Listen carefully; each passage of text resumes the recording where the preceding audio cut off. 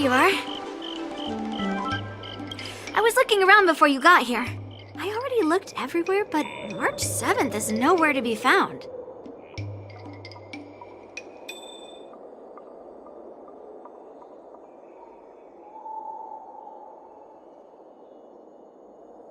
Nope, let's just assume she successfully skipped class.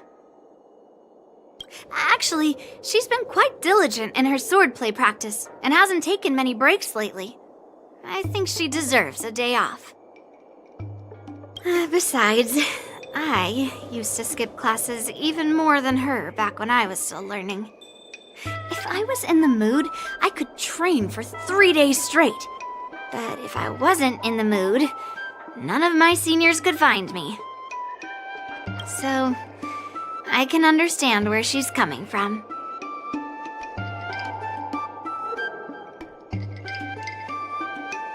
No need. I asked you to come, so I won't send you away empty-handed. Since you're here, let me treat you to some tasty food. I'm more interested in you today.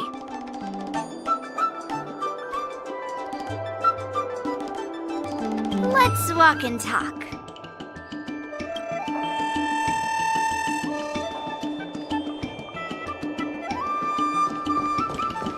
Chad told me there's tasty food in Arum Alley.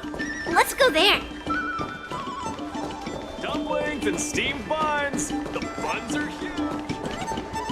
A table for 2, please. All right, come on in. What would you like? Well, we'll have one of everything on the menu. The entire menu? Do you think it'll be enough?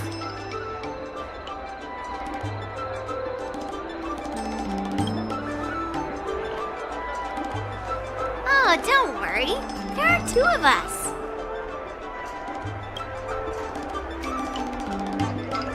Well, then I'll start making a few dishes, and if you need more, just let me know. Thank you.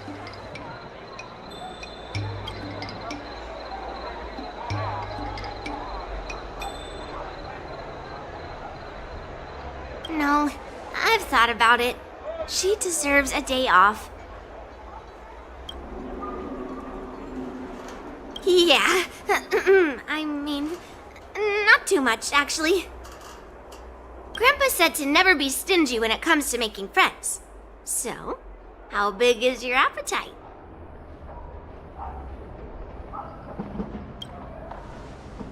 Oh.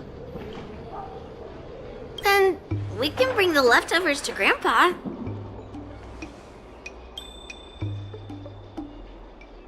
Well, to be more precise, I'm interested in your sword. Yanqing mentioned you before. He said that you're not to be underestimated, and that your weapon has a unique shape.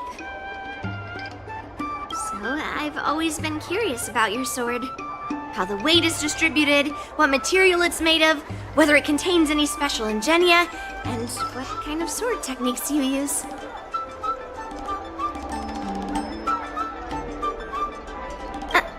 Seriously? A bat?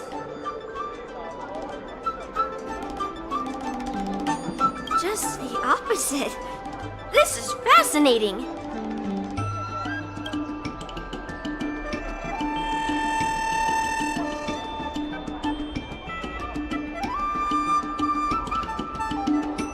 So, it really is a baseball bat. Grandpa said that a sword doesn't have to be constrained by its shape, so, in a sense, your bat is a sword too. He also said that a weapon mimics its master, so your bat actually reflects your habits and nature, you know? Let me guess. You're someone who doesn't follow the rules, enjoys improvising, and can handle yourself well against tough foes. Am I right?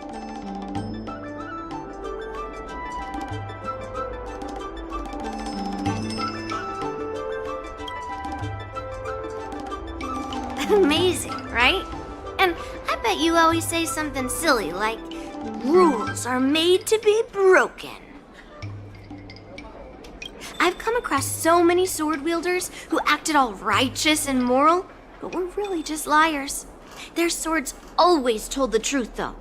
They told me that their wielders were just a bunch of frauds who relied on their divine weapons for everything. I've hunted down hundreds of swords like this so far, and every single one of them has been melted down.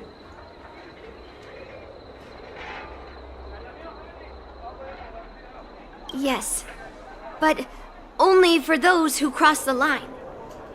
Melting their swords is my way of protecting those weapons. But just looking at a sword is not enough. Grandpa always says, words and expressions can be deceiving, but in a fight to the death, a sword's movements never lie. The war dance is just around the corner. You'll be participating, right? Miss Yoon Lee, for talented sword masters like you, the war dance is a perfect opportunity to show off your skills and make a name for yourself. But for people like her who have already made significant contributions to the Xianzhou, they maybe don't need to prove themselves on the war dance stage. It has been a while, Miss Nameless. And you are?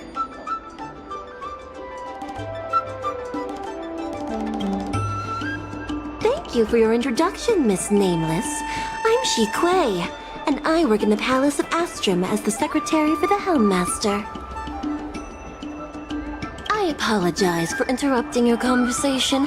I happened to hear you discussing the war dance, and since this person is an old acquaintance, I thought I'd come and say hello.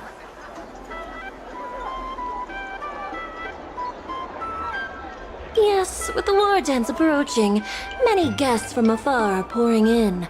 Mr. Pavo here is one of them. He's from the distant planet Kalevala. Mr. Pavo's planet recently joined the Pan-Cosmic Trade System. He brought his delegation here this time, not only for business, but also to return something that belongs to the Xianzhou.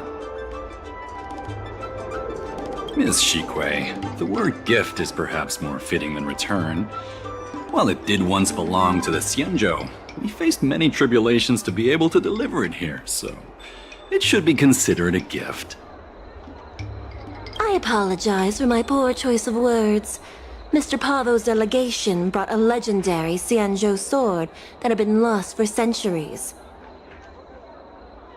General Huayan plans to personally thank them at the Palace of Astrum and present the sword as a prize to the champion of the war dance. Mr. Pavo and I were actually on our way there.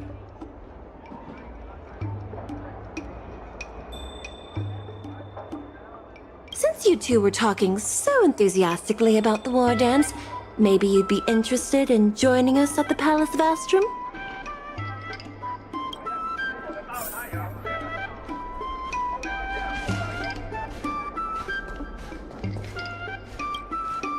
Nice to meet you both.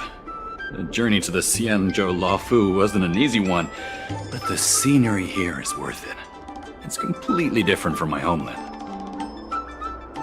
Once the formalities at the Palace of Astrum are finished, I'll find a quiet spot on this street and plant a seedling, and then my mission will be complete. The Sword of Heroes will finally be returned to its rightful owners. I couldn't be happier.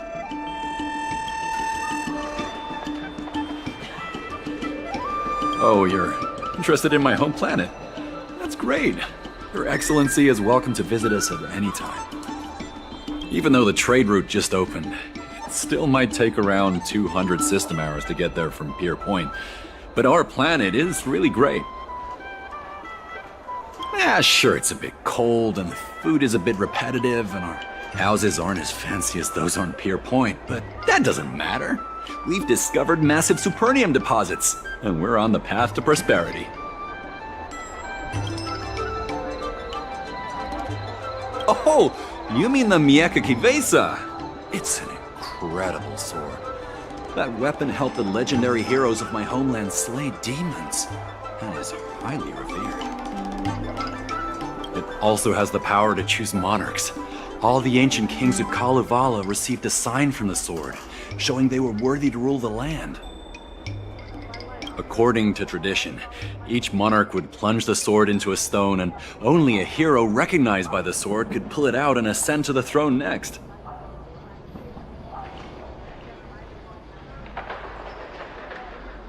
Well, those are just legends from the past. No one today has witnessed it firsthand.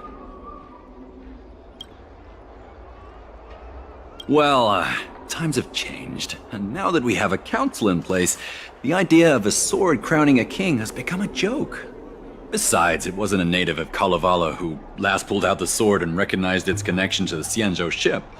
It was a visitor from afar. While the sword holds great historical significance for Kalevala, it doesn't truly belong to our world. The old-timers on council had a heated debate about whether to return the sword. They eventually unanimously agreed to let the Mieka Kivesa return to where it truly belongs. That's the best possible outcome.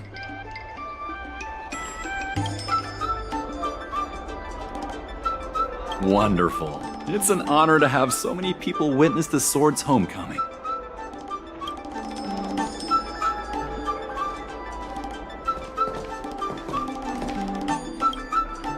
Let's head to the Palace of Astrum together.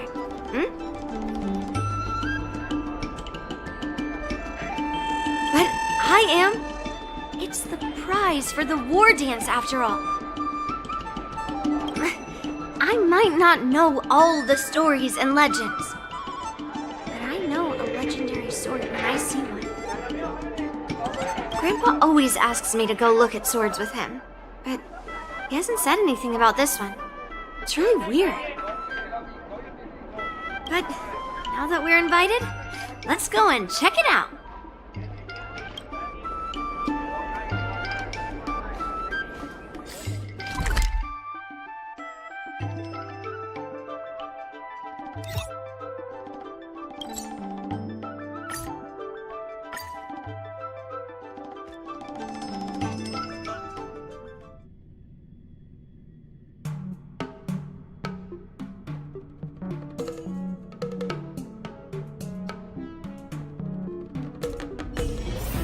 Wanna go take some pictures? Or maybe we can go drink some Immortal's Delight. There you are. Come on, let's go to the ceremony together.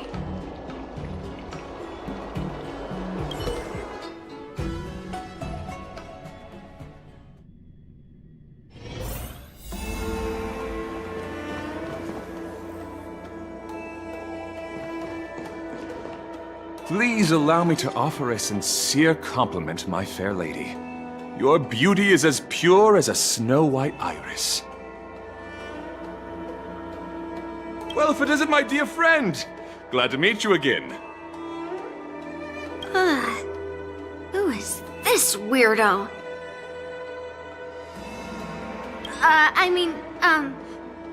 Who is this knight?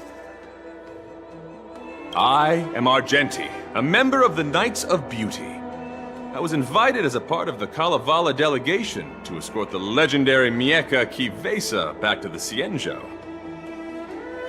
May I have the honor of knowing your name? My name is Yun Li. What a beautiful name! I wonder if you have ever heard the holy name of the pure and flawless goddess Adrilla. Oh, you're here, Yun Li. Didn't expect you to be so well informed. Well, now that you're here, don't forget your manners. Manners. Come on. You won't find another granddaughter as polite and well-behaved as me. Well, just remember this is a very serious ceremony. Sorry for keeping you waiting, Mr. Pavo. Now, let the sword-gifting ceremony begin.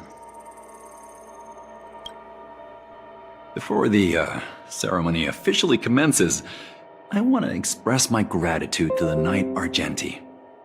Thank you for enlightening us about the sword's origin, and for escorting it here safely so that we may complete the...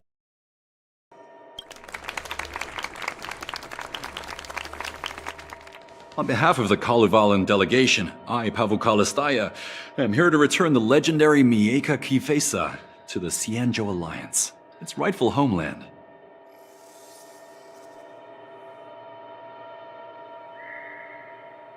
I'm truly grateful for Kalevala's noble act of returning the sword, and for the Knight of Beauty's chivalry. Now, as we gather here on the Xianzhou Luofu, I officially welcome the sword back to its homeland. Mieka Kivesa. It's a fitting name for a sword with such a legendary past. I still remember the name engraved on this sword the day it was forged. Gu Yin. It was forged by Han Guang, a craftsman from the Zhu Ming's Pyrojaya Forge.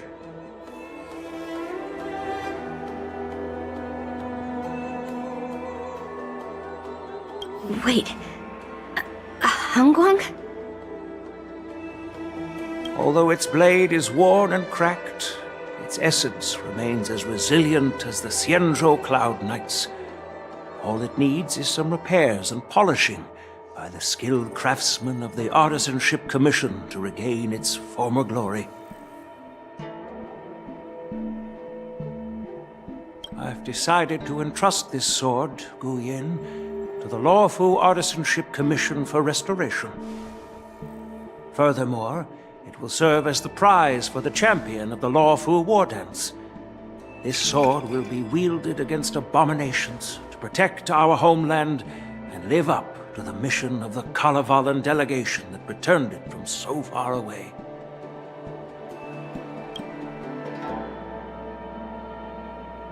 Thank you, General. It is an honor for Kalevala. Now, esteemed Knight and delegation members, please head to the Artisanship Commission, where... No! This sword was forged by Hongguang. Yun Li! These esteemed guests have brought back your father's last work. Where are your manners?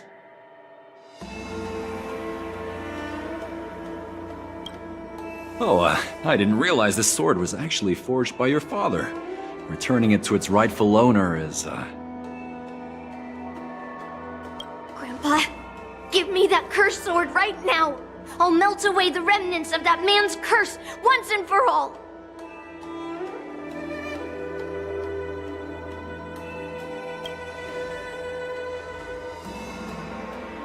Don't be rude, Yun Li. Apologize to our esteemed guests from afar.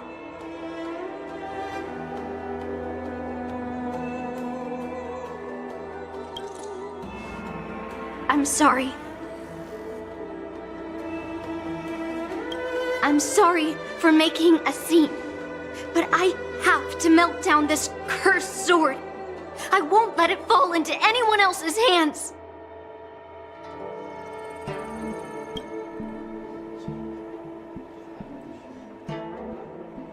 Yun Li, please, go for now.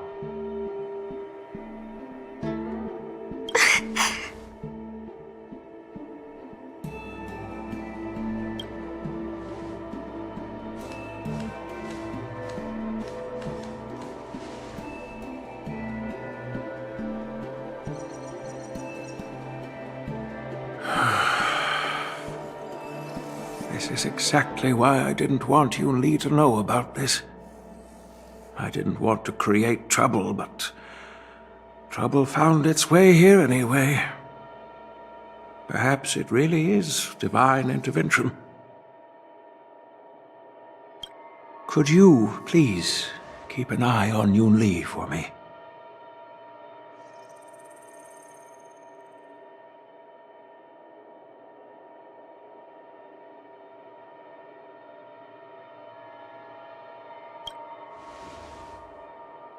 That is a tall order, but I'm counting on you.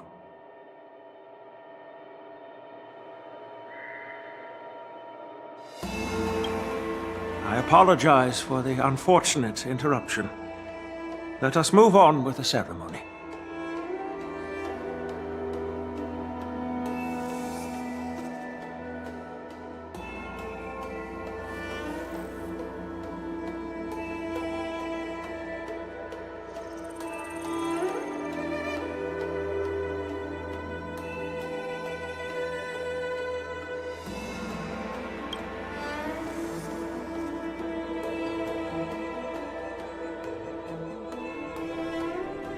Unless I'm mistaken, Yunli should be around here somewhere.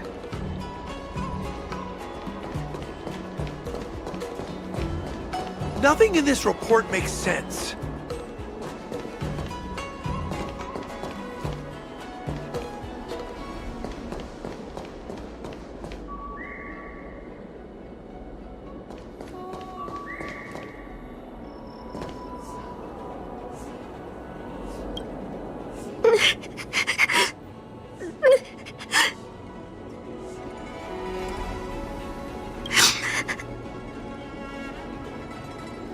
Stop watching me and say something.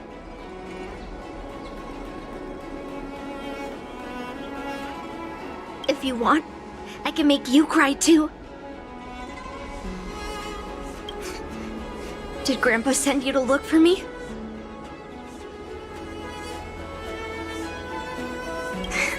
I bet he did.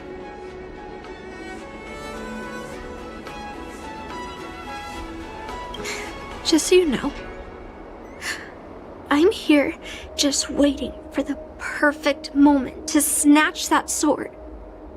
And once I have it, I'll melt it down before anyone can react. Don't even think about stopping me. No one can stop me.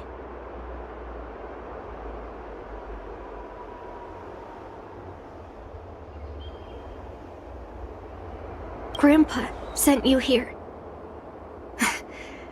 Surely he doesn't want you to help me. Have you heard of cursed swords? That sword is one.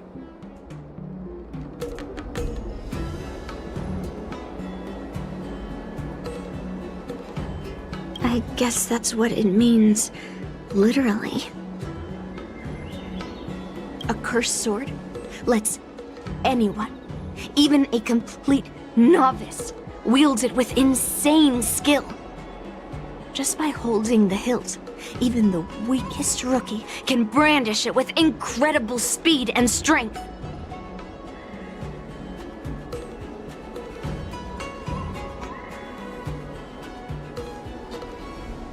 I'm not joking around. And I'm not making up some crazy story.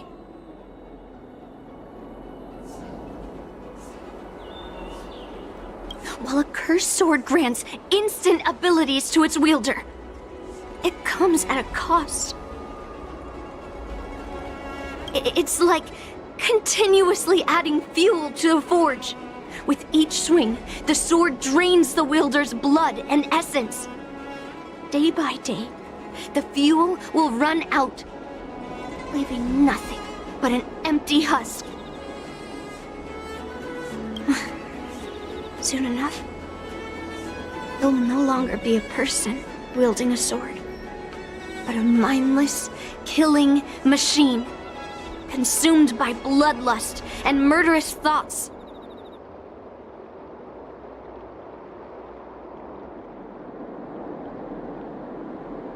I wonder if you've ever heard of a creature called a heliobus. It loves to feed on human emotions and memories, and excels at manipulating its hosts. There was a lunatic swordsmith who infused metal blades with heliobi, as he was obsessed with turning weapons into living things. And this is how cursed swords were made.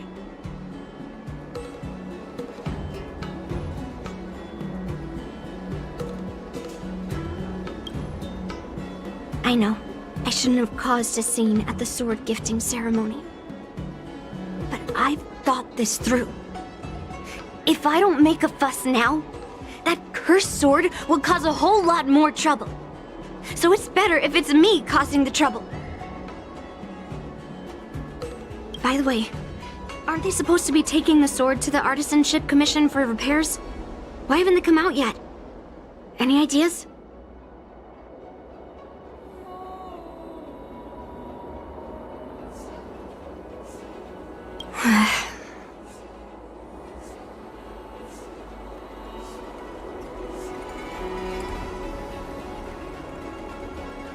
Looks like they're not going to show up here. I'll just head straight to the Artisanship Commission.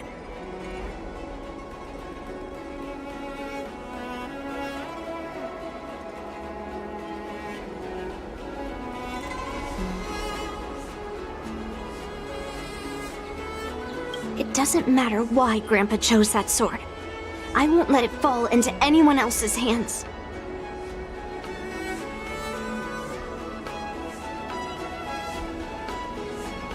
I'll track down every single sword he forged and melt them down one after another. Just like I've been doing all these years.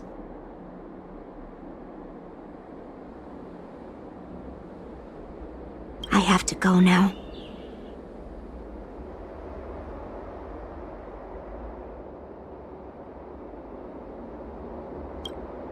Is she planning to sneak into the Artisanship Commission and steal that sword? Maybe I should keep an eye on her.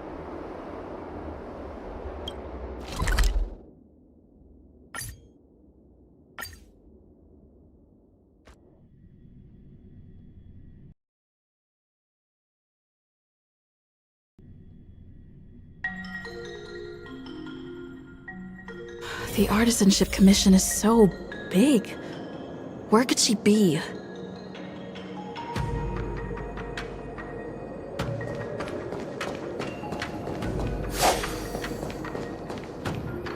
Just a while ago, a girl came up to me, all fierce and demanding directions. She said she's a member of the Artisanship Commission. Do you know her?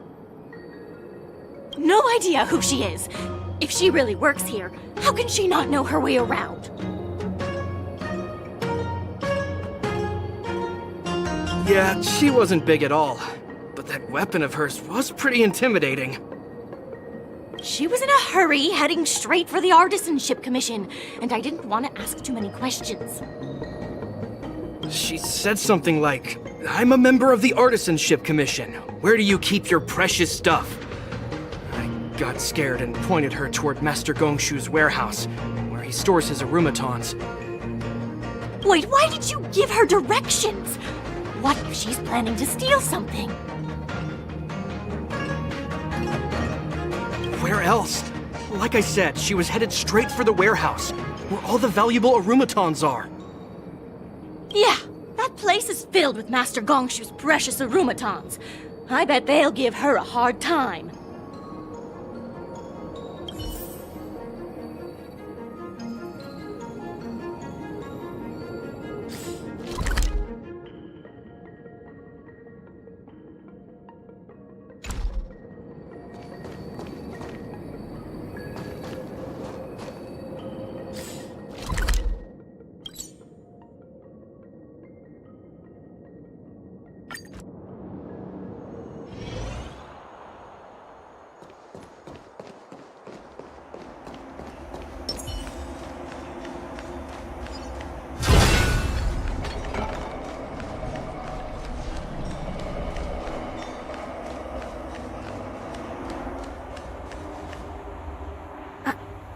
What are you doing here?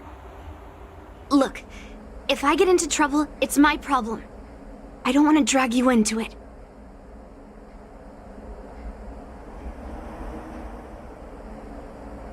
Fine. Let's smash these metal cans first. Then we can talk.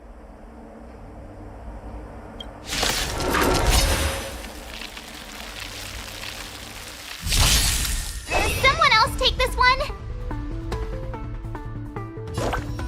Nice job! I hope for an end to strife in the world. Resonate all together.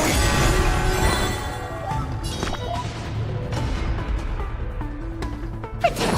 Protect! Thank you. Time to show you feeling what I much can better. really do. Azure Dragon, White Tiger, less cards. Watch this! Right on time. Yes, you! Tonight, souls shall embrace. Stars echo! Welcome to my world. Ha! Stop!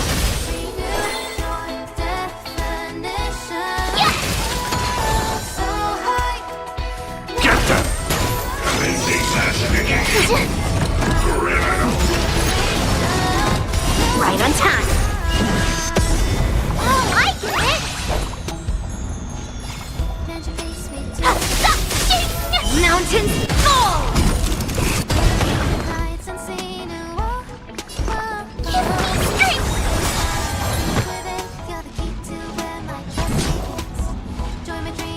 Strike!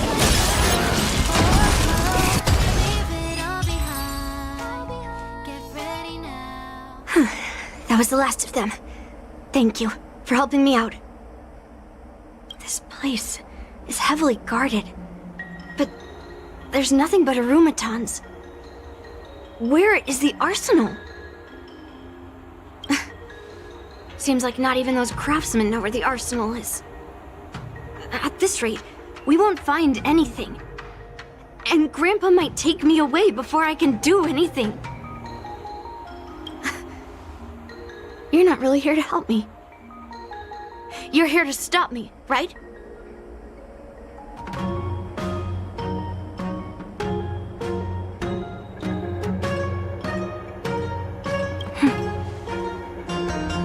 You have a kind soul. But if you want to stop me, you'll have to prove yourself. You probably think I'm being impulsive and unreasonable, right?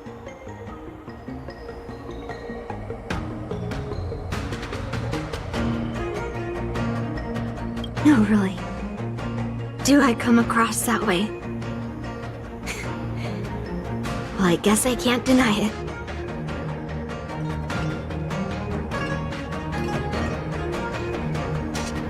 Seems like you've met a lot of people who don't tell you the whole story.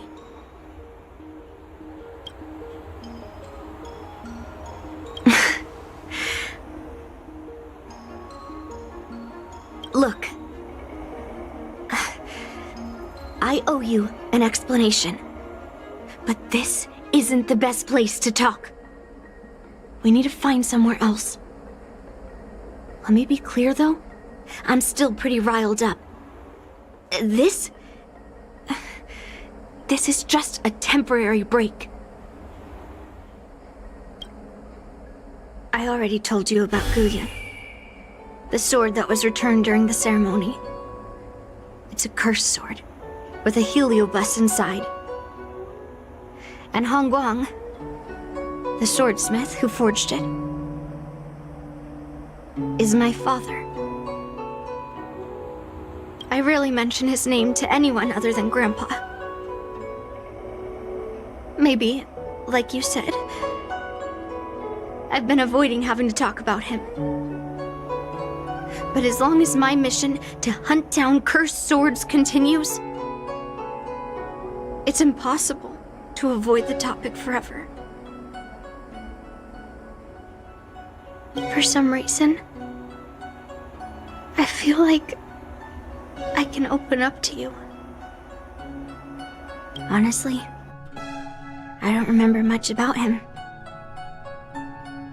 All I know is that the Pyrogyre Forge used to be a bustling place, with people from all over coming to get one of his swords. They called him the greatest master craftsman since Yingxing.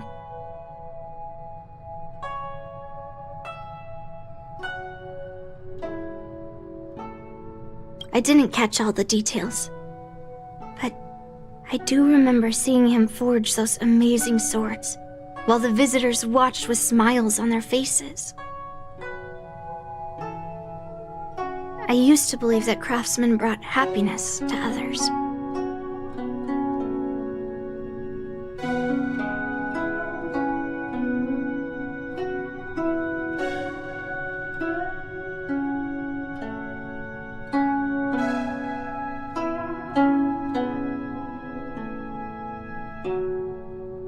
The swords crafted by the Plowshares Forge are famed across the stars. They possess exceptional sharpness and invincibility. With these legendary weapons, even ordinary people can become skilled warriors, capable of overcoming the most formidable opponents. But then, he became obsessed with becoming a famed swordsmith, and started crossing all sorts of lines. He forged cursed swords that should never exist. And all those people who desired those twisted swords started flooding into the palace.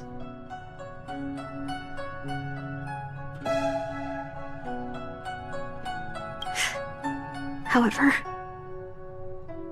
just like Grandpa said, those who excel with the sword will eventually suffer by it.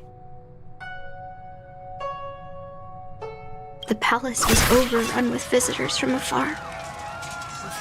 Some left empty-handed. Others got swords that didn't fulfill their desires. And some even resorted to stealing. And in the midst of all the chaos my father created, he ended up being stabbed by one of the swords he forged.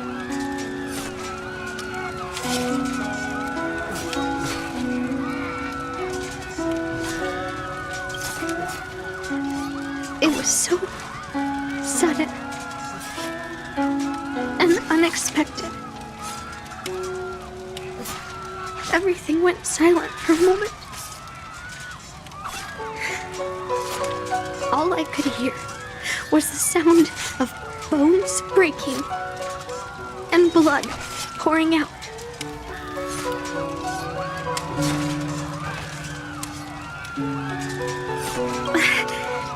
I was frozen in place, unable to move. It was only when my mother pushed me away from the deadly swing of the cursed sword that I managed to escape.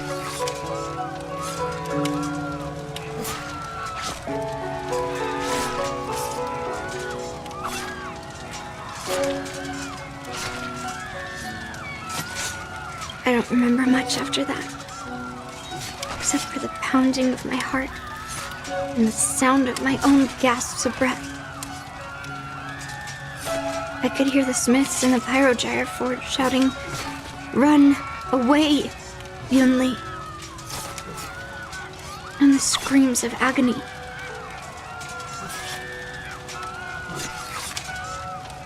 My tears wouldn't stop, and I couldn't see anything. I kept gasping for air until I collapsed in a pool of blood. If General Huayan hadn't arrived in time, I probably wouldn't be here talking to you now.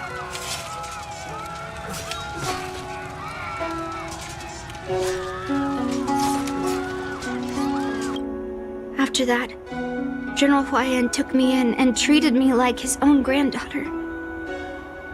To me, he is 100 times better than my sinful father. He taught me forging and swordsmanship. Han Guang paid for his sins, but his troubled legacy must not go unchecked. According to the records, he forged a total of 1,382 Heliobus cursed swords, and 182 of them had unique designs. When I joined the Plowshares Forge for training, I made a vow to hunt down all those cursed swords. So far, I found 312 of them, and Guyan will be my 313th. Like all the other cursed swords, I'll separate it from the Heliobus. Then, I'll melt it down and make it part of the Blade of Forged Remnants. I've said my piece now. Even though it'll be tough for Grandpa, I still have to melt down the sword.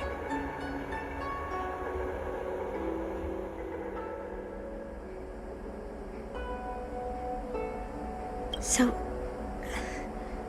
you're saying, even though Grandpa knew it was a cursed sword, he still chose it to be a prize because he thought it wouldn't cause any trouble? No.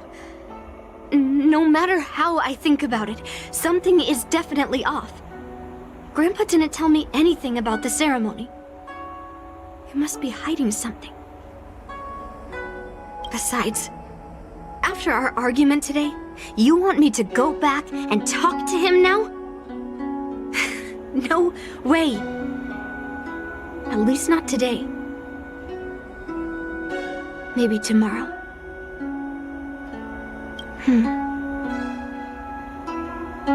Somehow, after talking to you, I feel like I've cooled off a bit. Well, I'll have an honest conversation with Grandpa tomorrow. And I won't take any action against Gu Yun until he gives me his reasons.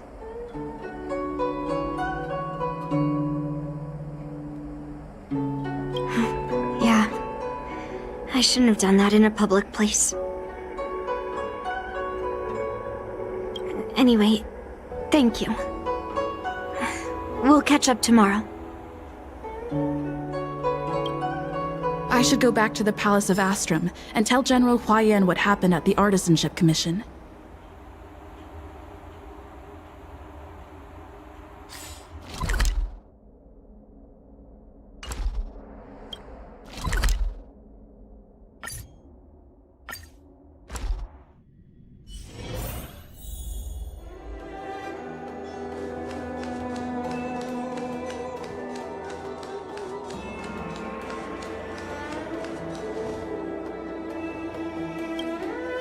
My granddaughter didn't cause any trouble, did she, young lady?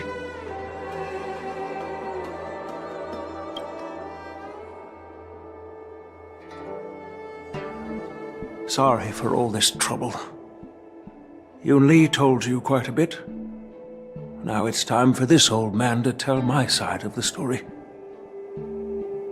Han Guang was my beloved disciple. A rare genius not seen in the Pyrogyre Forge since Yingxing. However, talent can sometimes be a curse.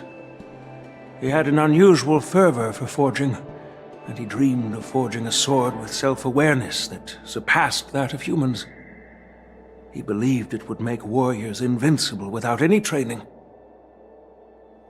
According to him, while weapons of mass destruction like Zhu-Ming flames and alchemical arrows can destroy many enemies, true victory lies with soldiers who fearlessly fight, ready to lay their lives on the line.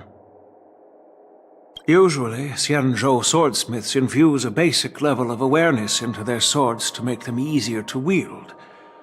But even then, soldiers need to experience countless battles to overcome fear and sharpen their instincts. So,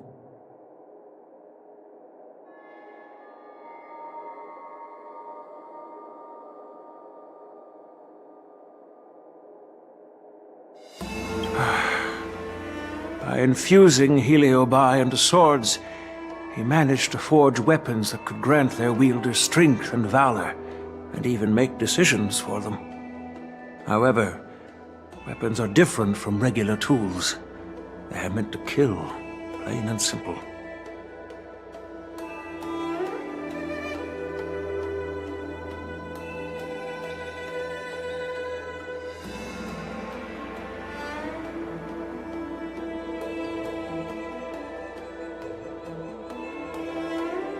After countless battles, all the anger, fear, and bloodlust are soaked up by the Heliobi within the swords.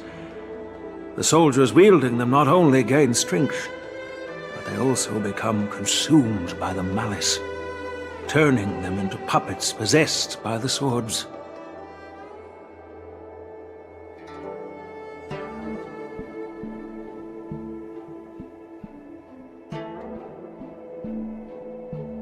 No matter how noble Hongguang's intentions were, those weapons, soaked in blood, turned into cursed swords eventually. Later, Outworlders got wind of what he was doing and encouraged him to keep forging cursed swords. They came up with all sorts of reasons, from taking back their kingdoms to slaying demons. And you know what happened next. That massacre took her parents' lives, and the lives of many craftsmen in the Pyrogyre Forge. Yunli managed to survive, but she couldn't escape the horrors of that day.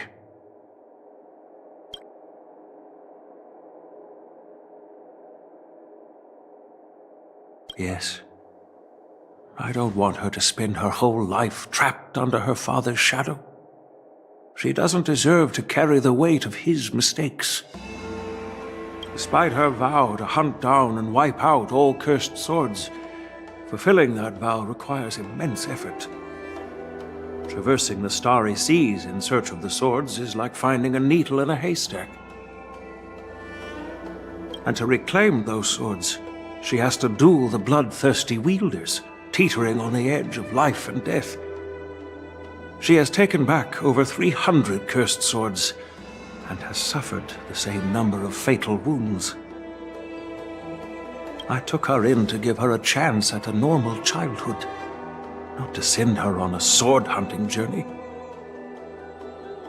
Even if she manages to melt down all the cursed swords one day, what will she do with her life after?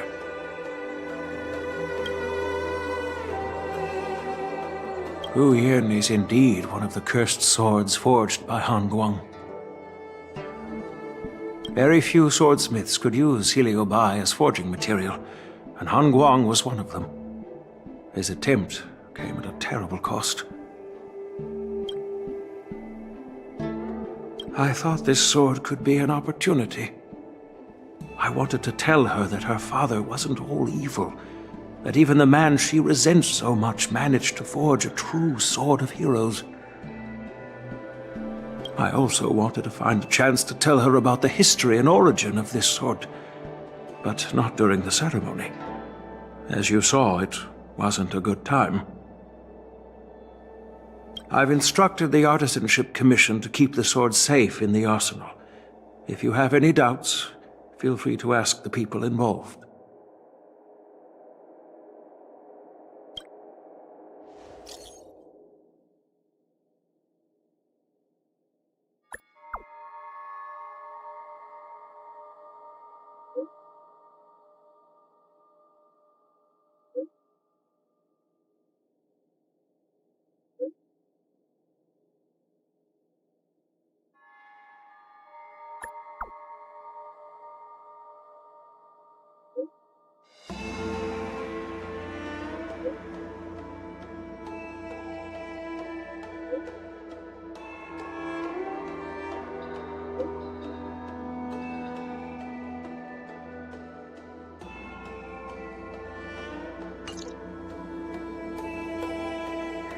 Since my granddaughter mentioned talking to me tomorrow, I'll be waiting for her.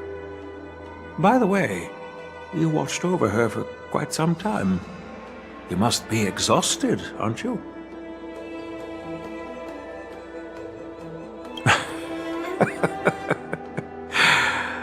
I'll be counting on you then. Time to go back and find that class-skipping March 7th.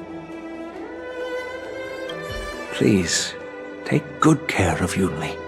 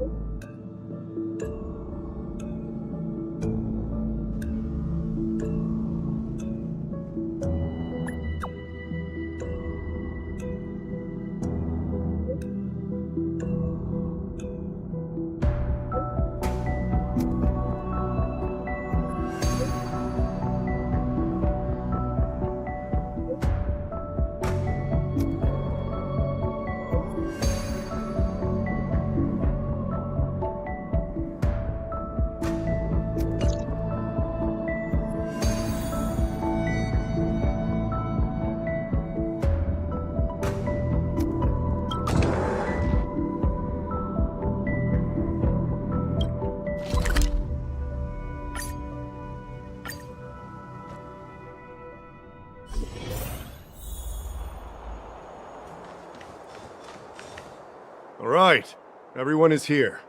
It's time for questioning. Yoon Lee, I'm sure you understand why the official called you here, right? Yeah? But I didn't steal the sword.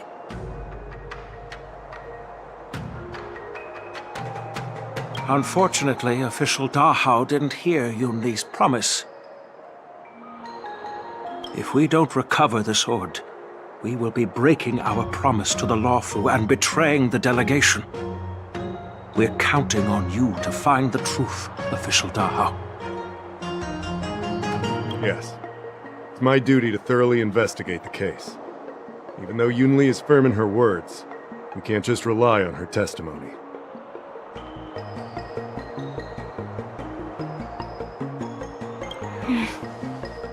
After everything, the sword still got stolen.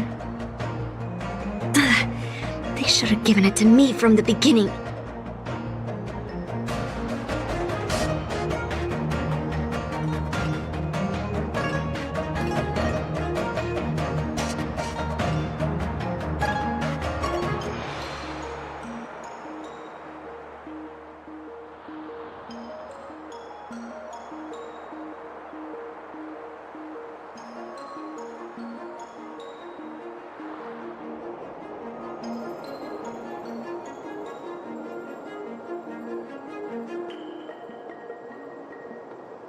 In this case of Gu Yun's theft, everyone involved seems suspicious to some extent.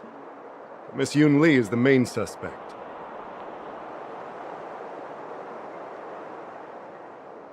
First, during the sword gifting ceremony, Yoon Lee openly expressed her intention to steal the sword. She even mentioned it multiple times. After the ceremony, she broke into the Artisanship Commission and destroyed arumatons in an attempt to get the sword. Am I right?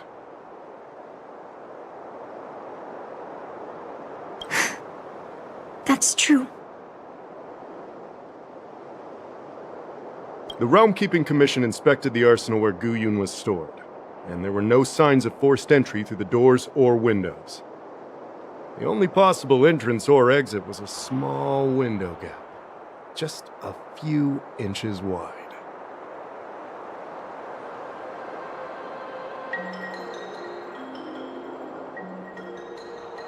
Hey! It's just a theft. The box containing Gu Yun was opened and the sword went missing. But none of the other swords in the room were touched. Which means...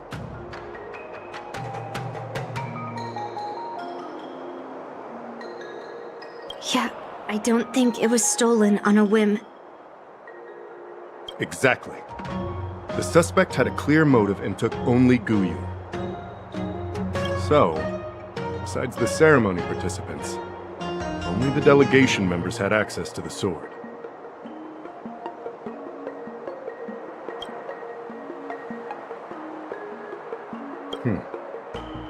In that case, why would they return it to the Xianzhou in the first place?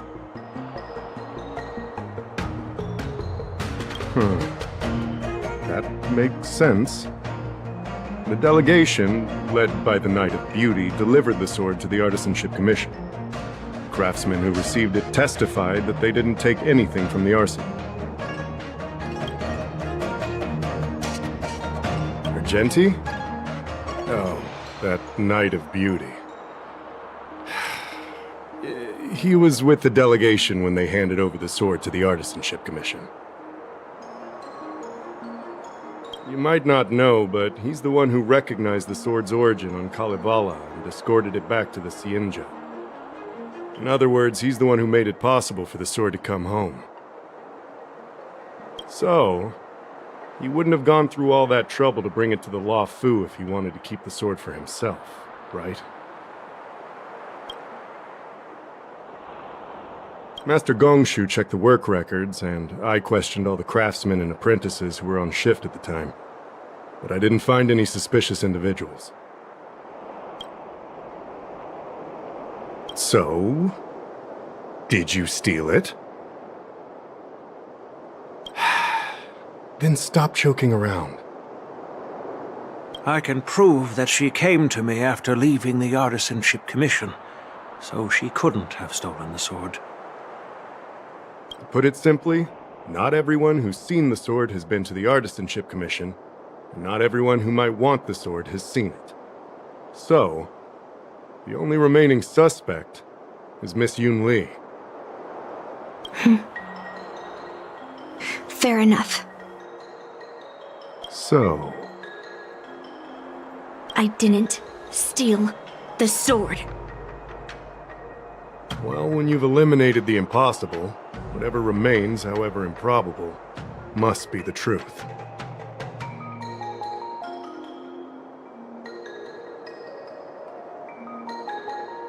If you want to prove me wrong, you'd better come up with some solid evidence.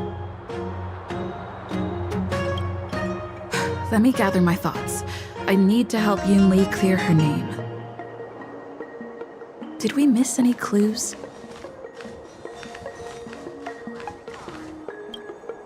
I don't want to make things difficult for official Dahao.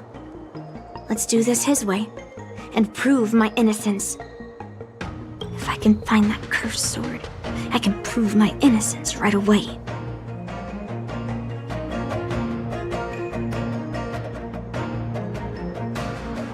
That's what I'm trying to figure out right now. There's something else bothering me. Why would the thief take the...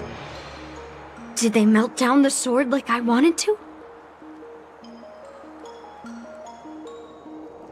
I mean, carrying around the sword like that would be pretty conspicuous. Wouldn't a thief prefer to take the case as well?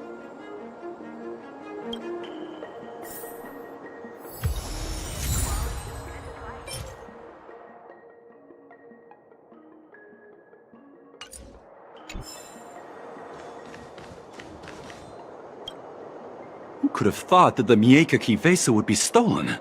And that the prime suspect is General Huayan's granddaughter? Regardless, we've accomplished our mission, and now it's the Xianzhou's problem.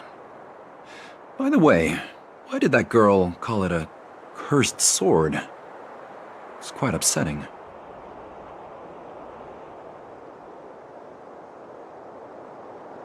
That's enough, young lady. Let me get something straight.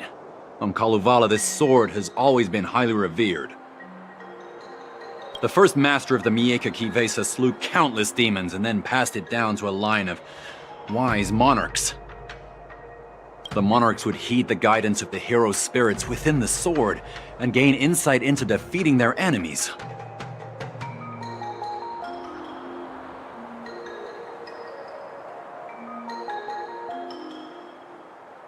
Oh, of course, it could just be a myth. After all, no one has actually heard the sword speak. The point is that the Mieka Kivesa did help the ancestors of Kalevala build a strong foundation. It's definitely not a cursed sword.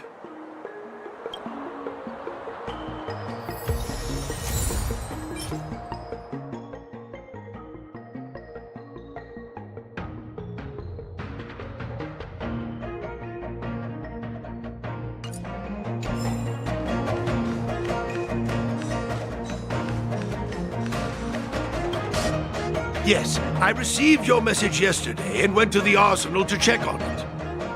But when I went back this morning, all that was left was the case. I don't know anything else, so asking more questions won't help, I'm afraid.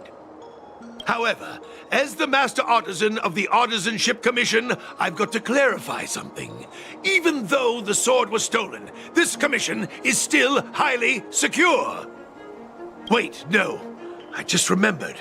My precious arumatons were smashed!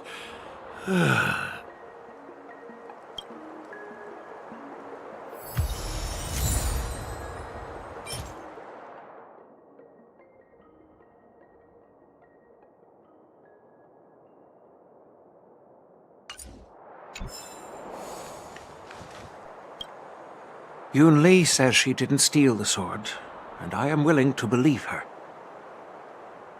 But I know well that Yoon Lee can be impulsive, so if she did steal the sword on a whim, I won't show her any favors. You were with Yunli yesterday, young lady, so you have the best chance to prove her innocence.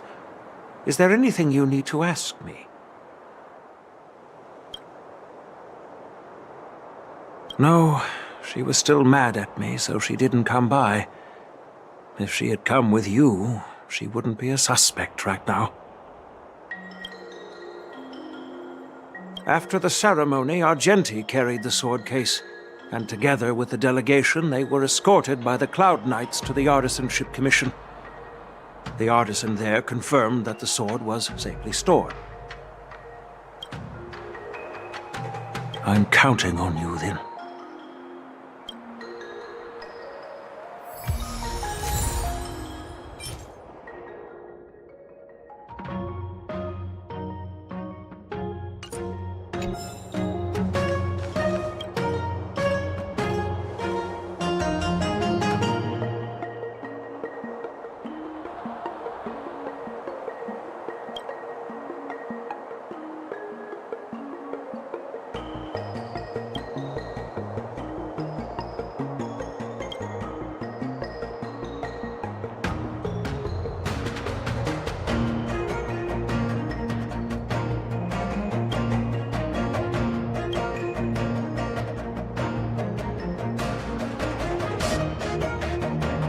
So, the thief took the sword from the case without picking the lock?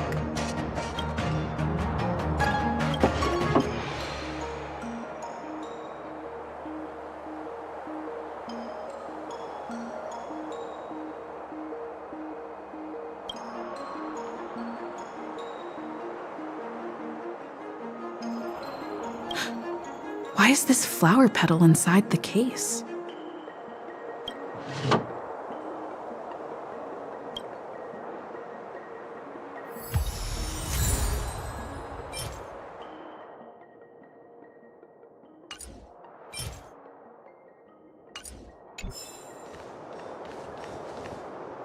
If you've found any clues, feel free to tell everyone.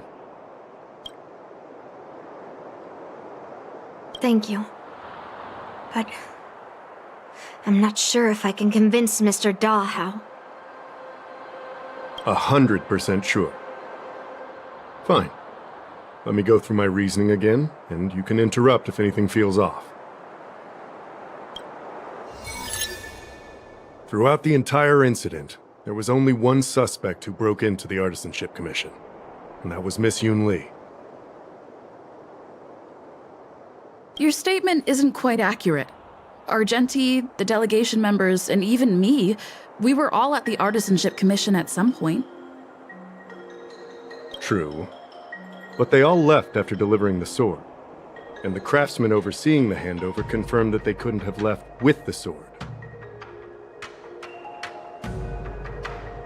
We looked into it as well. Before Gu Yun was handed over, the side crane at the entrance of the Artisanship Commission captured you leaving. But there's no record of Miss Yun Li leaving. Why would I dare leave through the main entrance after smashing the aromatons? Throughout the entire incident, there was only one suspect who broke into the Artisanship Commission, and that was Miss Yun Li.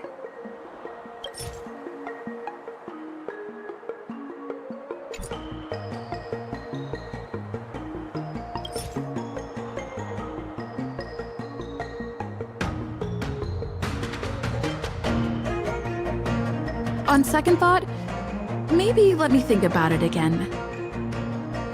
Take your time. My reasoning is solid. Throughout the entire incident, there was only one suspect who broke into the Artisanship Commission, and that was Miss Yun Li. On second thought, maybe let me think about it again. Take your time. My reasoning is solid. Throughout the entire incident, there was only one suspect who broke into the Artisanship Commission, and that was Miss Yun Li.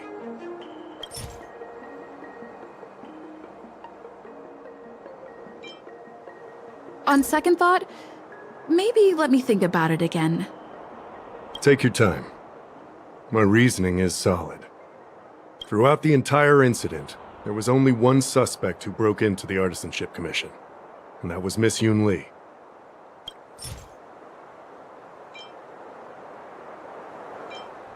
On second thought, maybe let me think about it again.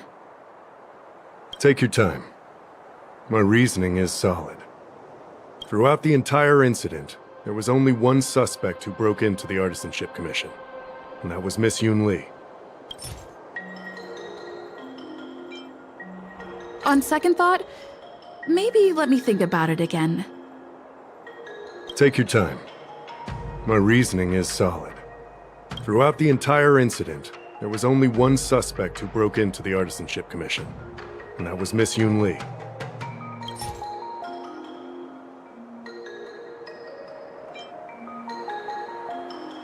On second thought, maybe let me think about it again. Take your time. My reasoning is solid.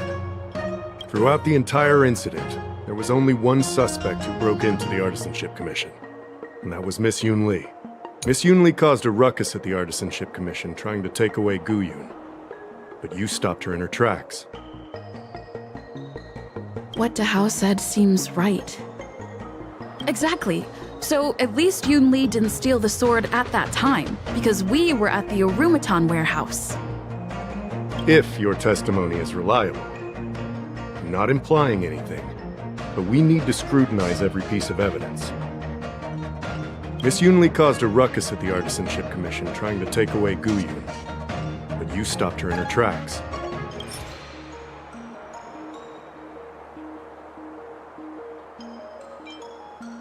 On second thought, maybe let me think about it again. Take your time. My reasoning is solid. Miss Yoon Lee caused a ruckus at the Artisanship Commission trying to take away Gu-Yoon, but you stopped her in her tracks. On second thought, maybe let me think about it again. Take your time. My reasoning is solid. Miss Yoon Lee caused a ruckus at the Artisanship Commission trying to take away Gu-Yoon, but you stopped her in her tracks. After bidding farewell to you, Yoon Lee pretended to leave, but snuck into the arsenal alone and stole Gu-Yoon. We haven't found any other suspects or evidence. Can I prove this? Throughout the entire incident, there was only one suspect who broke into the Artisanship Commission, and that was Miss Yoon Lee. Miss Yoon Lee caused a ruckus at the Artisanship Commission trying to take away Gu-Yoon, but you stopped her in her tracks.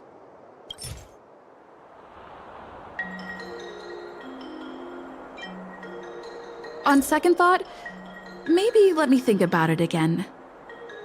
Take your time. My reasoning is solid. Miss Yoon Lee caused a ruckus at the Artisanship Commission trying to take away Gu-Yoon, but you stopped her in her tracks.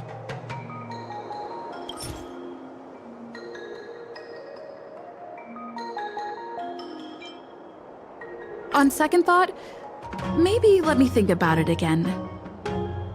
Take your time. My reasoning is solid. Miss Yoon Lee caused a ruckus at the Artisanship Commission trying to take away Gu-Yoon, but you stopped her in her tracks. After bidding farewell to you, Yoon Lee pretended to leave, but snuck into the arsenal alone and stole Gu-Yoon.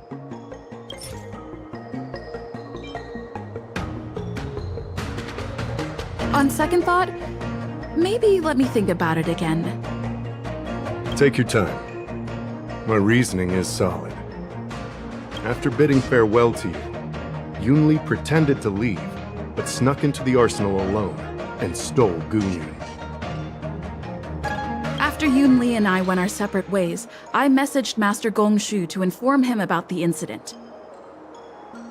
And much later, Master Gong Shu told me the sword was confirmed safe. So up until that point, Yoon Lee couldn't have stolen it. Can I prove this? After bidding farewell to you, Yoon Lee pretended to leave, but snuck into the arsenal alone and stole Gu-Yoon. Wait, you messaged Master Gongshu? I had no idea. Well, that's some solid proof right there. However, it only proves the sword wasn't stolen up to that point. I didn't do it! After bidding farewell to you, Yunli pretended to leave, but snuck into the arsenal alone and stole Gunyun. We haven't found any other suspects or evidence. Looks like you're missing some crucial evidence. There are no signs of the arsenal being broken into, so... the only real evidence is the sword case. No, the fact that there are no signs of a break-in is suspicious in itself. Which piece of evidence should I use to convince Dahao? We haven't found any other suspects or evidence. I carefully examined the lock of the sword case, and there were no signs of tampering or damage. What does that mean? As to why the case was never locked in the first place, only the people who delivered it to the Artisanship Commission would know. Plus, I found something else inside the case. Which piece of evidence should I use to further convince Dahao? We haven't found any other suspects or evidence. I found this in the crevice at the bottom of the case. A rose petal? Huh. I must have missed it during the search. Why was there a petal inside the case? I don't know.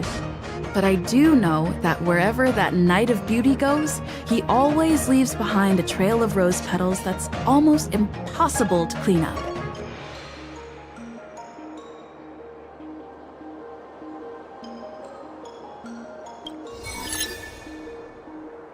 My thoughts are a mess. Let me sort them out.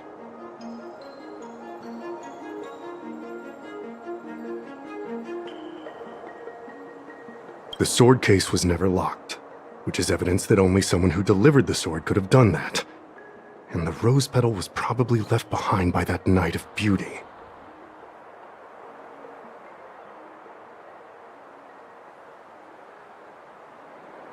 But how did he manage to take the sword from the Artisanship Commission? Why did he steal it after returning it here? And why would he leave that petal in the case?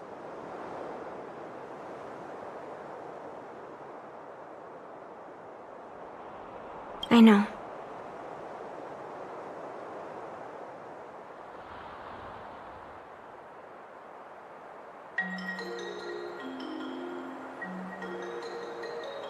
Guyun flew out of the case on its own. The Knight of Beauty only unlocked the box to aid its escape.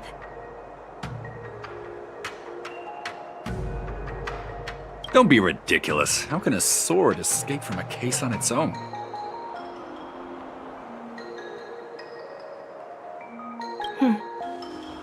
You've never seen a flying sword before?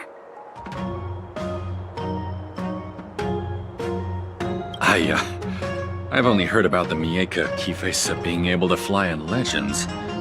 But even if it could fly, why would the Knight of Beauty do this?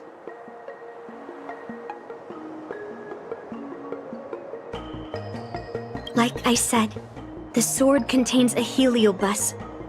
Argenti must have been under the control of the sword. Maybe he was under... Official Dahao, where can we find that knight? Let me see. The docking location of Argenti's ship. The one and only. Let's go. We've got to find Argenti before that sword completely takes over his mind.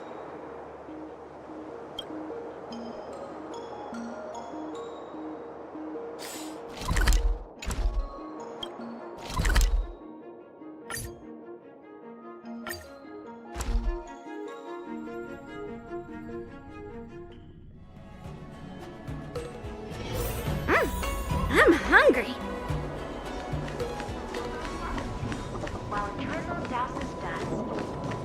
Success and failure are predetermined.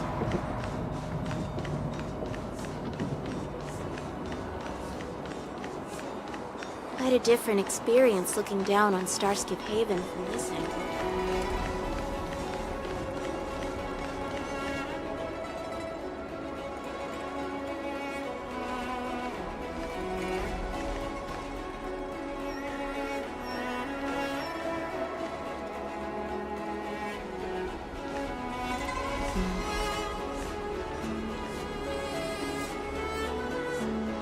I've been waiting for you here for quite a while.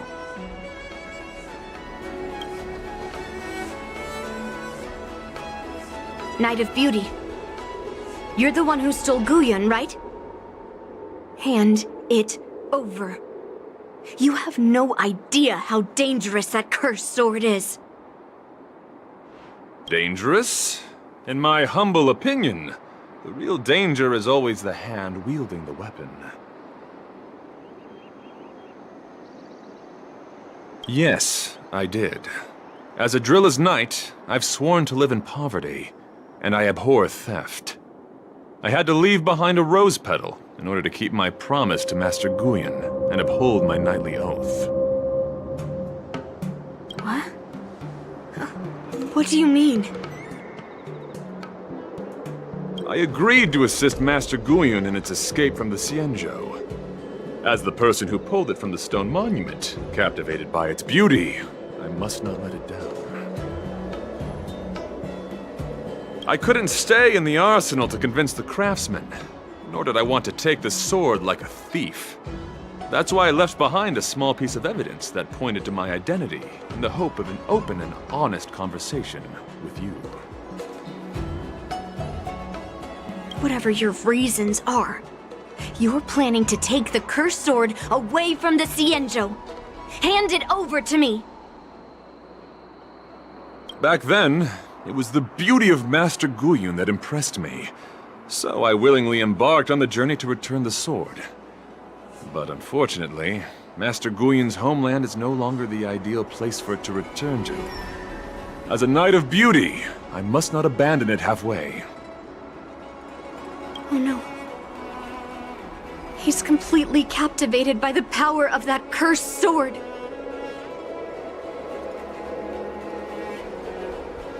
The solution is right in your hand. Captivated? No! I am touched by Master Guyun's flawless beauty. To be honest, I'm confused why none of you can understand this sword. This is quite heartrending. I've already made up my mind to take Master Guyun away from the Xianzhou. That cursed sword has messed with your ability to think. But I'll break you free from its grip. I'll shatter its illusion. And the sword itself. Fair lady, if you're intent on taking away this person, this sword that is under my protection, please engage me with a fair duel according to knightly etiquette. As a representative of this duel, I, Argenti, challenge you. I swear on the spirit of chivalry, in front of Adrilla the Beauty, that I will represent Master Guyun in this duel. If I win, you will allow Master Guyun to leave the Xianzhou with me. And if you best me, Miss Yunli, I'll accept my defeat and turn Master Guyun over to you. Do you accept my challenge, Miss Yunli? Fine. Let's see whose desire is stronger. Your desire to take it away, or my desire to hunt down all cursed swords. Show me what you've got.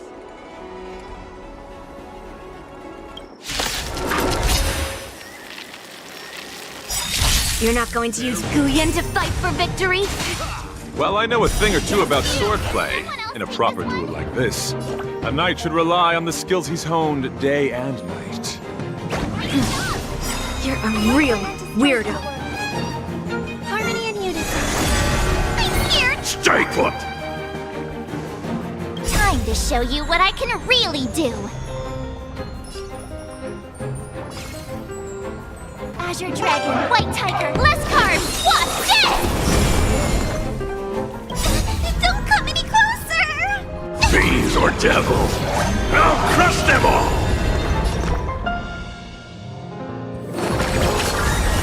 Thank you for your help.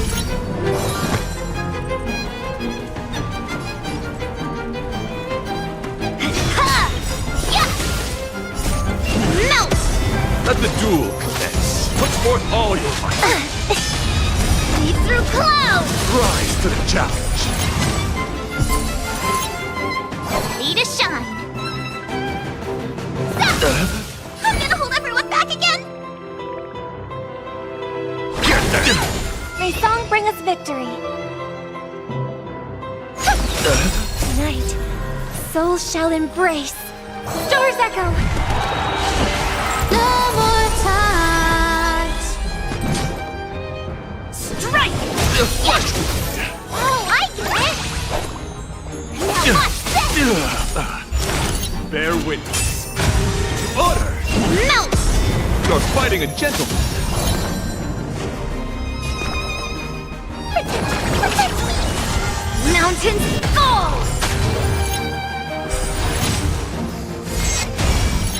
Lead sign forth.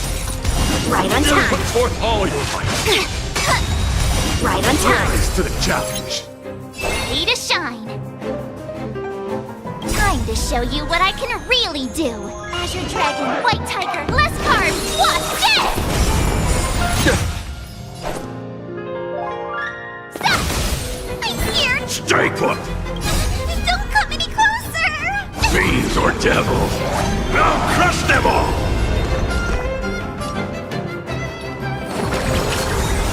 Thank you for your help. Melt! Yeah! Awesome! For chivalry.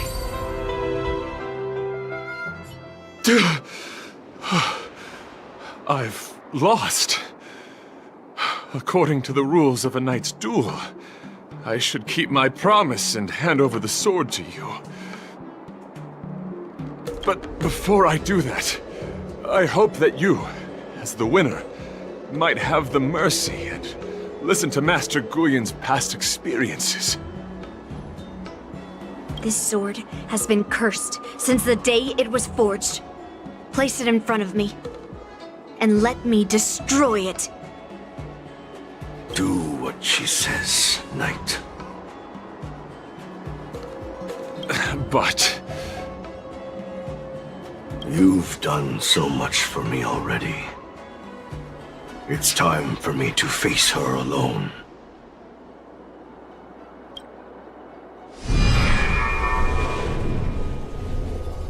I'm weary of fighting. I just want to share my past with you. To explain why I wanted to escape. After that, I'll leave my destiny in your hands. Are you afraid to witness my past, little girl? Afraid? Well, you do have a different aura from other cursed swords. But you're just trying to use my curiosity to lure me in. Well, you know best that a single touch won't snatch away anyone's sanity.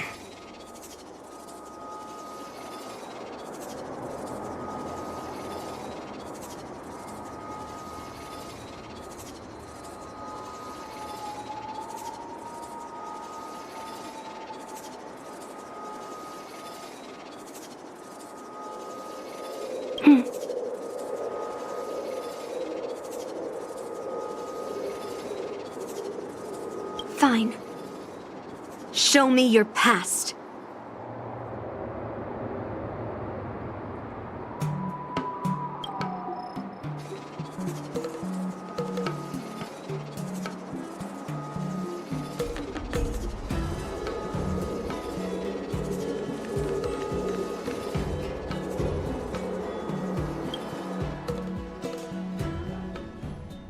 It's already impossible to contact the main Cloud Knight forces.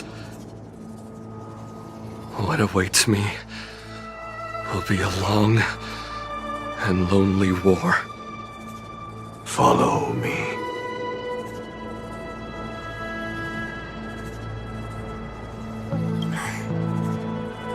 Is this your memory?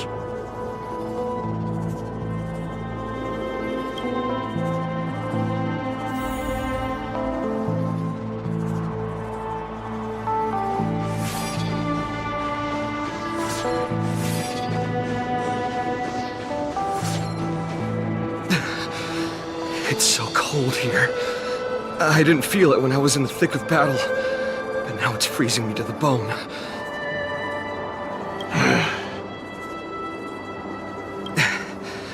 You're indeed a masterpiece from the Xianzhou Juming. If you hadn't taken control of my body, I probably would have been decapitated in that fight. Quiet, and stay alert. Boris and Wolf Troopers never give up the hunt.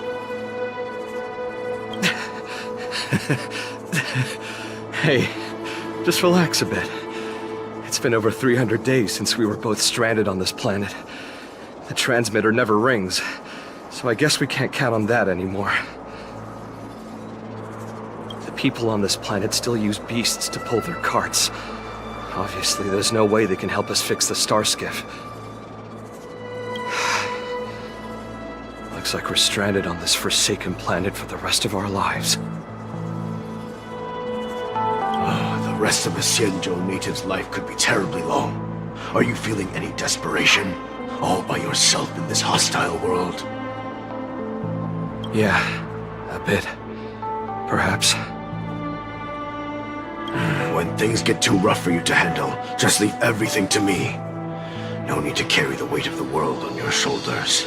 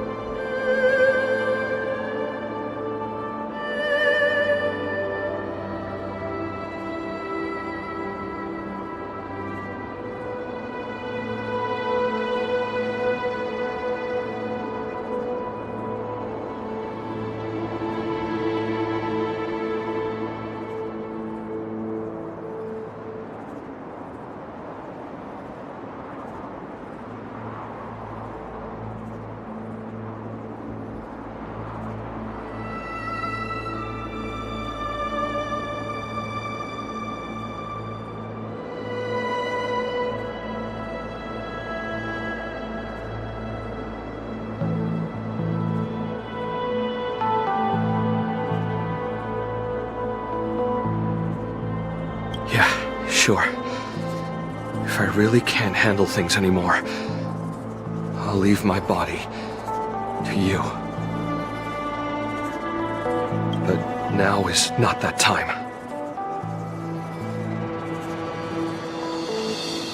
Do you really think you can oppose an entire Borisan army with your limited skills? What are you holding out for?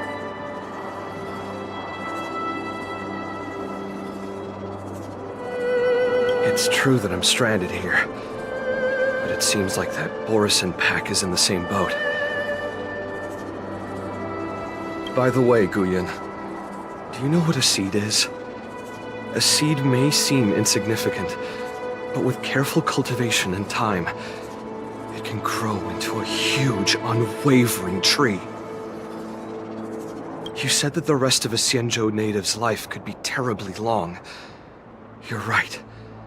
That's why I intend to plant a seed named Resistance here, and nurture it for the rest of my life. I want to show the people of this land how to defend themselves against those monsters. I can already see the seed in the eyes of those people.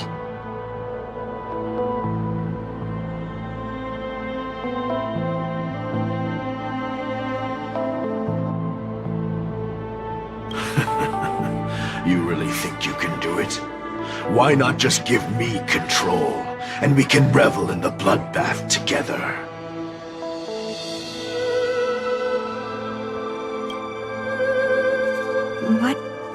was the memory I just saw? It was a memory of me and a Cloud Knight, stranded on an unfamiliar planet. We crash-landed on a planet occupied by Borisin. Just the two of us. I can feel that it was a lonely war.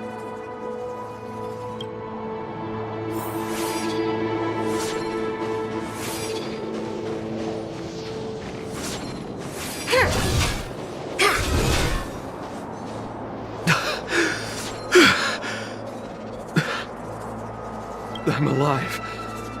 But all the young people in the village... They died. They died for you. They died because of your big promises. Promising them a life free from the Borisin. I tasted their despair before death. They didn't see it coming. And neither will you. We can't stay here. Let's move on to the next village. Why? What's the point? You and your sorry excuse for an army have been fighting for over 3 decades, and you haven't won a single battle. What you're sowing is not resistance, but despair. This world is hopeless. It's completely infested with packs of Borisin. You've seen their numbers, and you know their methods. And those commoners you've put your hopes in. They just kneel down and worship the monsters devouring their children and families, calling them their Beastmasters. You beheaded one of the Beastmasters for their sake, but they turned on you because they were scared of the Borisin taking revenge. You remember all that, right? I do. I remember my first death. The Borisin cut off my head. But I also remember that if it weren't for a brave youngster who risked his neck to reattach my head and give me a proper burial, I would have disappeared completely. I remember everything the people did for me. They left food at the entrance of my cave, fixed my fur coat, and some even joined my resistance. The rest of the Xianzhou natives' life is still terribly long, and there will be new youngsters who will stand beside me in battle. Time is on our side.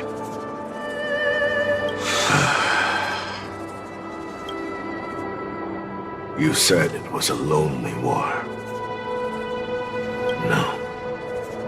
It wasn't a war filled with loneliness, but with despair. So much despair that I don't want to ever taste it again.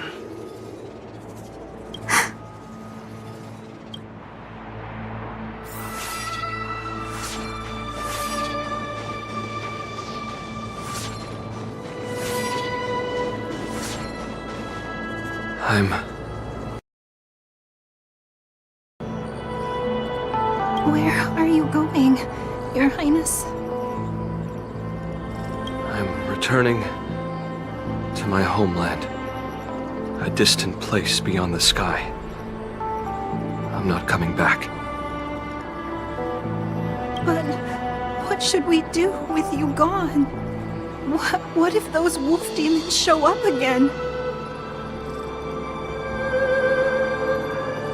They won't, my child.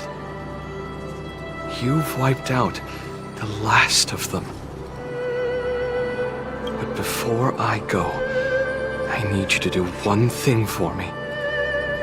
Even though the wolf demons are gone, new monsters will appear in this world.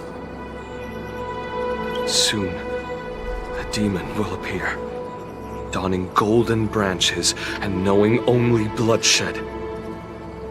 However, fear not, my children.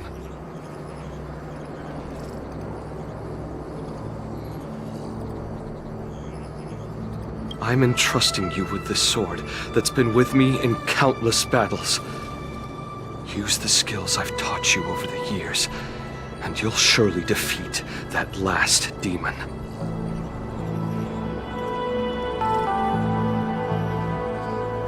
But that's not all. I need you to construct a stone monument for me.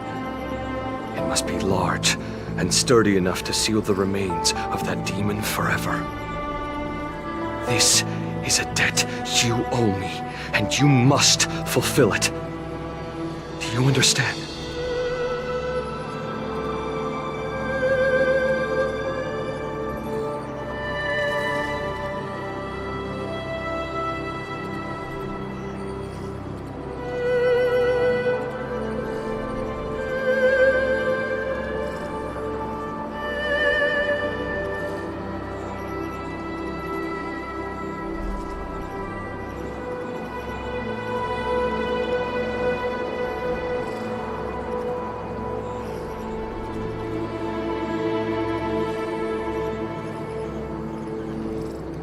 You lied to them. And you lied to me, too.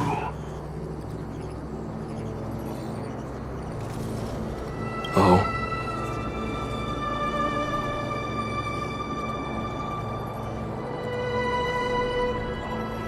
You promised that you'd give your body to me when you couldn't handle things anymore.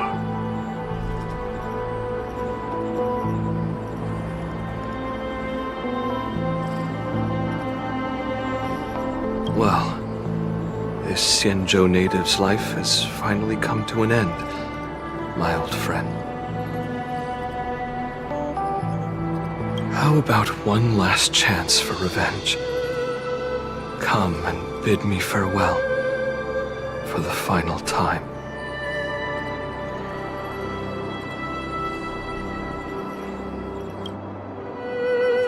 He had long since come to some understanding.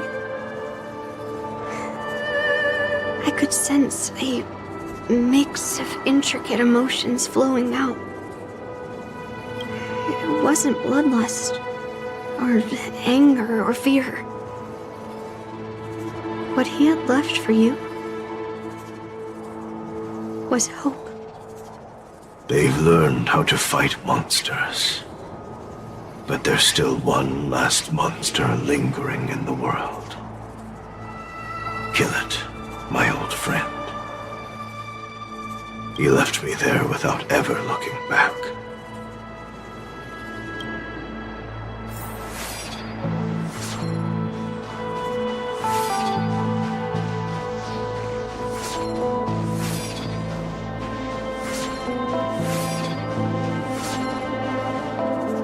Thank you, my old friend.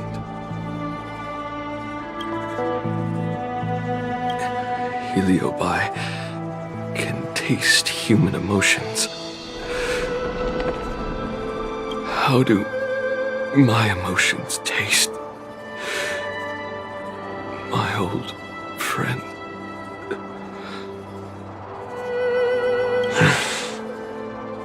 A hint of bitter compassion and a touch of scalding courage.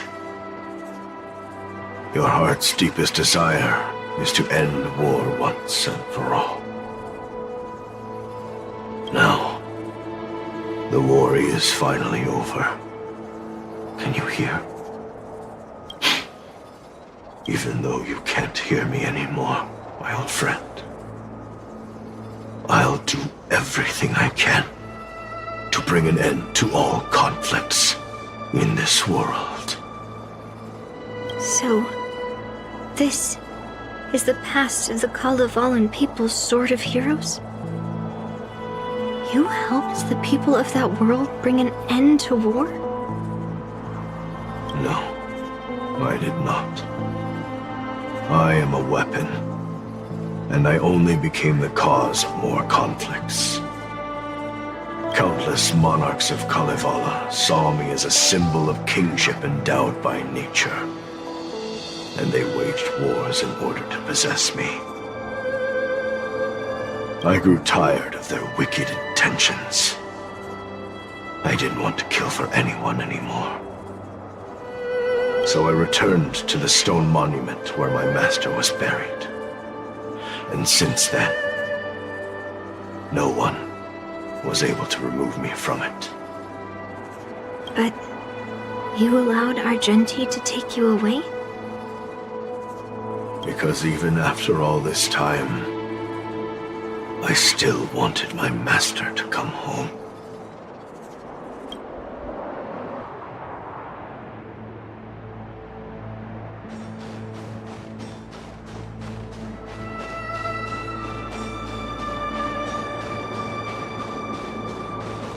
During the sword-gifting ceremony, I felt anguish when I learned that I would be handed over to the most skilled swordmaster and once again become a tool for killing. My master had engraved his deepest desire into my blade. End war. As a weapon, my purpose was predetermined from the start. I had to become a deadly sword that would relentlessly hack and kill. But once I fulfilled my mission, would I have the right to choose my own destiny like he did?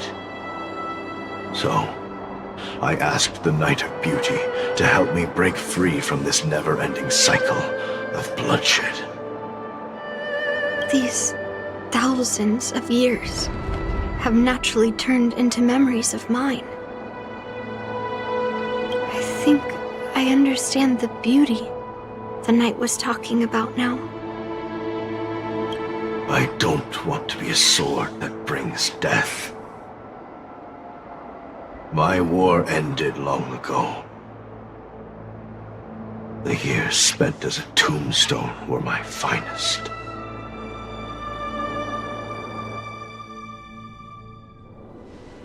I've told you everything about my experience with Master Guyan on Kalevala.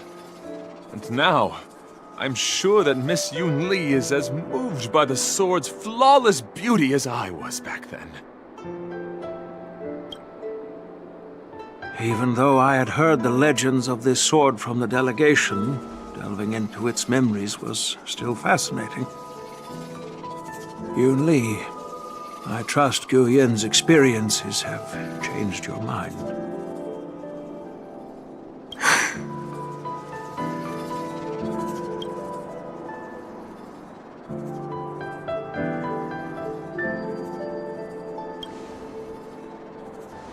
It wasn't until I held Guyan in my hands that I could sense its thoughts and unspoken words.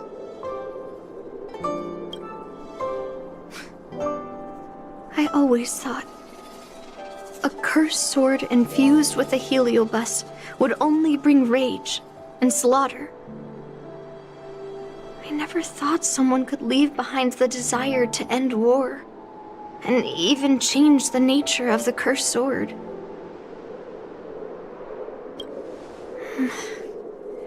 My position was too extreme. Guyan is truly a sword of heroes. I apologize to all of you for my behavior. I'm sorry.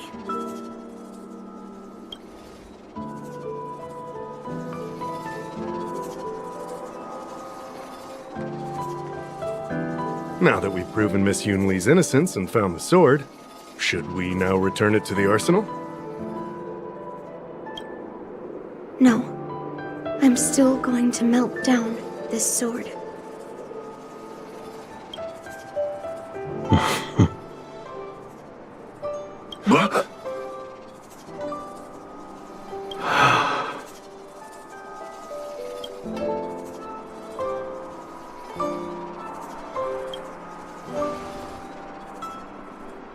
I've heard your true desires, Guyan. I can sense that you're tired of being a sword. Constantly serving new masters and fighting battles you no longer want to be part of. Right? But being a sword is my destiny. I'm doomed to serve some master and fight battles endlessly. Can the wind choose to stop blowing? Can a cloud choose to stop drifting? No. It's the same for me. A creation with a predetermined destiny. That's not true, Guyan. That nameless swordmaster shaped his own destiny. So you can too. I just can't picture my destiny being anything other than that of a sword. Do you remember when you stood alone in front of the Swordmaster's stone monument? People admired you because you carried the memories of the hero. You were no longer a sword. You were a memorial.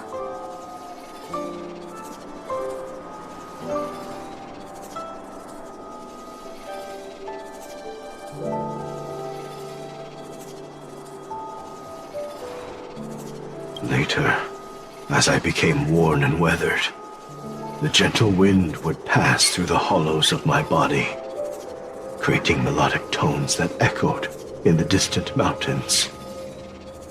I became a musical instrument then. I miss those times. Can a creation become what it wants to be?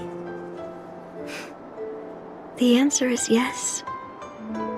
I'll grant your wish, Guyan, and transform you into something different. Something different? But this is the price for the war dance. If the Kalevalan delegation finds out... Please, say something, General Huayan. Well, my granddaughter has always been stubborn. Are you really sure about this, Yunli? What do you all think?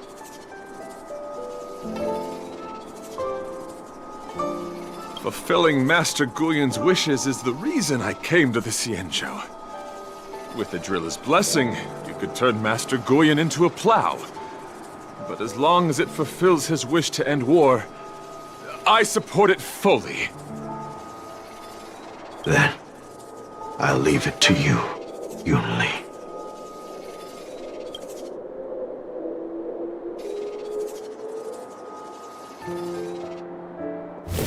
It's been an honor getting to know you like this. The honor is mine. Thank you, Yunli.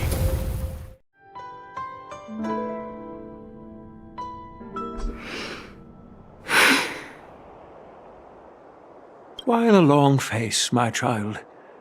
Are you feeling regret, perhaps? You were completely determined when melting down the sword, so why the sudden change of heart?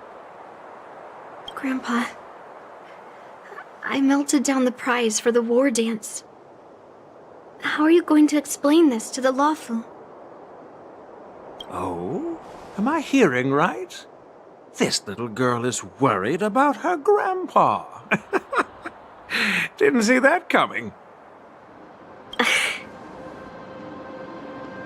If only I'd talked to you from the beginning, Grandpa. Maybe things wouldn't have escalated like this. But at least Guyan got what it wanted.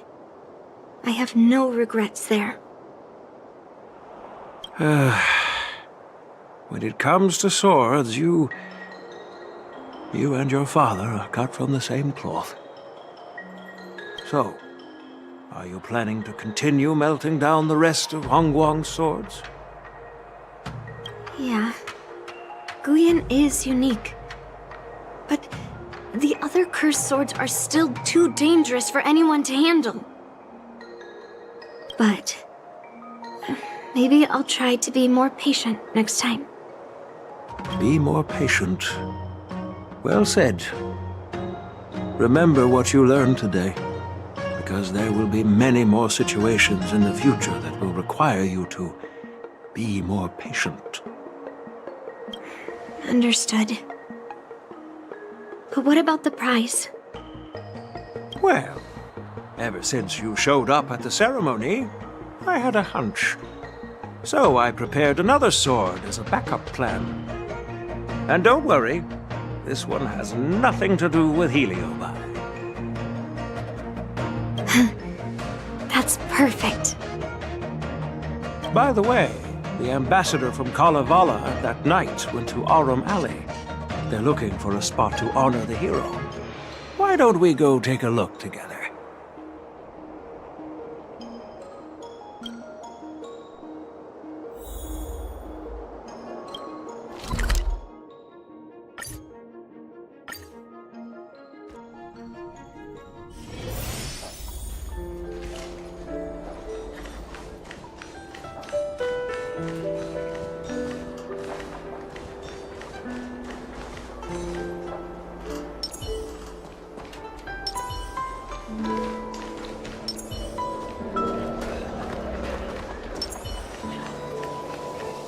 Oh, General Huayan.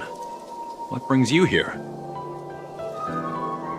Well, my granddaughter was inspired by the heroic legends told by the Mieka Kivesa, so she dragged me here to take a look. I come from a long line of Kalevalan monument keepers. For generations, my family has guarded the stone monument left behind by the nameless hero. Over the centuries, a golden tree sprouted from under the monument, and its branches have never withered. We Kalevalans see it as proof of the hero's existence. Before leaving Kalevala, I took a branch from that golden tree, hoping to plant it here to represent the hero returning to his homeland. That sounds good. We Xianzhou people don't make coffins or set up memorials, so I'm sure he would be happy to rest here where life is bustling. The hero had asked our ancestors to carve something into the monument, so I made a copy of it too.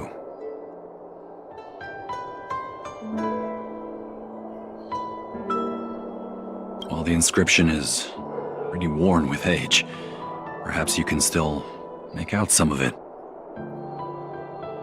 I have drifted far from my homeland and am on the brink of death. Yet, I take solace in having honorably fulfilled my duties. Should you feel compassion for me, kind traveler, please take a handful of soil hence and bring it back to the Lawfu.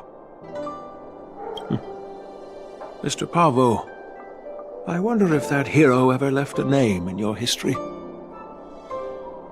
I apologize, but the hero's epic battles happened long ago, and he did not leave any name for us to call him.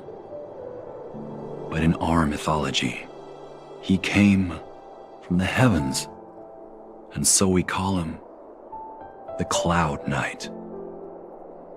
Welcome home, Cloud Knight. Now, you can also rest here, Guyan.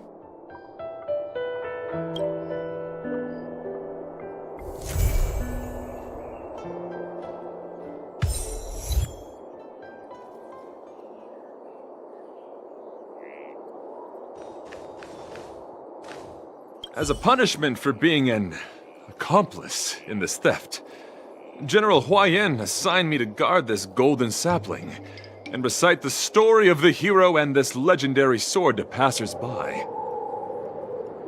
This is not a punishment at all, and I gladly accepted it. Spreading the message of beauty to the Xianzhou residents is exactly what I desire. However, I plan to leave the Xianzhou soon and continue my travels. May our paths cross again in the vast cosmos, my dear friend.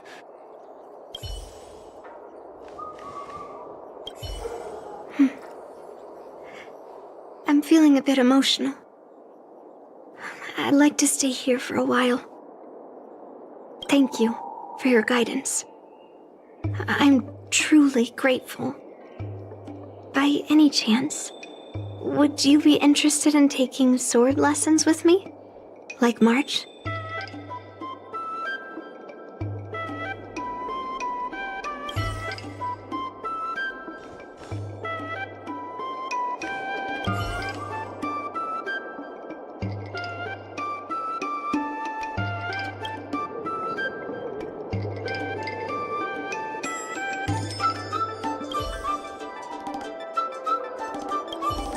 Now that my mission is accomplished, the delegation will be leaving the Xianzhou Luofu soon.